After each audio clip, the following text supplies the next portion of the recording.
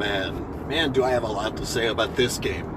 This game overall brought a lot of good things to the plate for us to see in advance. Number one, I guess I could start by saying that, the Tampa Bay Rays are a hell of a team.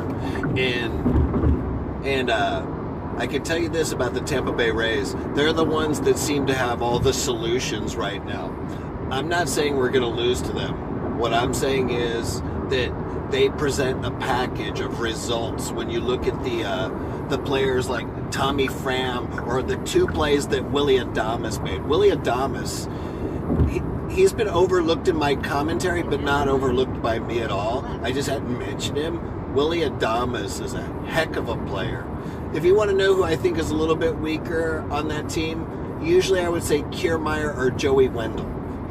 But when you look at the rest of this team has got a lot of answers when it comes to pitching solutions, a lot of answers when it comes to clutch batting, and this team is on the rise. They're always going to have to deal with the AL East more than anybody else, so it's always going to be interesting to watch how they're able to create solutions in the AL East, and if they go on to win, I'm going to see if they can get revenge against their division rivals, the Yankees. As far as, what's going on tonight, I think the play is hinged on a few things. I think that, our bats went cold for a while. But I think that play, those two plays by G-Man Choi, we got good wood on the ball on both those cases. It's just when you hit it right to a player. I think there was one towards the third baseman also. When you hit it right to a player, it's just kind of the way the ball bounces sometimes, and that's the way the ball bounced for us tonight. Of course, we all know Verlander was cold. A couple good things I really liked about the Astros tonight is I think George Springer started to get his swing back. And then, of course, honestly, when you look who's been hitting really well for us consistently in recent weeks, Bregman, Altuve, and Gurriel. And to have Gurriel become like this new superstar, Bregman in the same situation, there's a lot of good to be taken out of tonight's game. So I'm not really too worried. Plus we have Garrett Cole on the mound who's pitching lights out. Lights out. In the moment,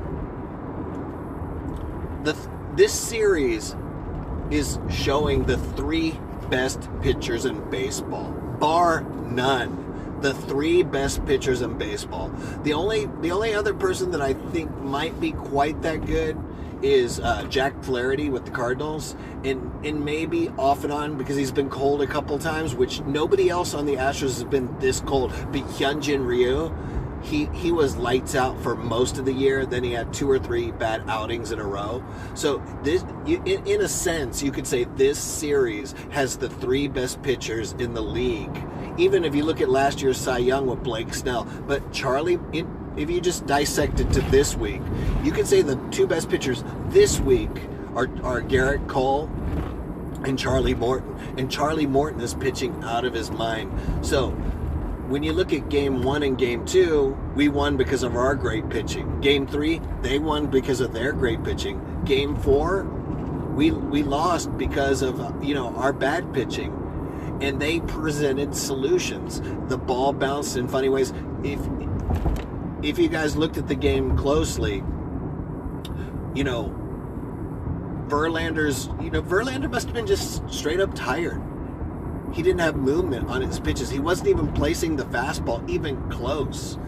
So, did they really come through? Absolutely. A win is a win. I would never take credit away from the Tampa Bay Rays. They look absolutely amazing. Good hats off to them. But I think we kind of messed up a couple of times tonight. And towards the end, I could see our bats come alive even against Blake Snell. So, I'm not totally depressed about it, but, for us to turn it off just at this time, that's a little bit disappointing. Anyway, that's my video. That's my feedback about tonight's game. Hopefully you guys liked it, and I will see you guys next time.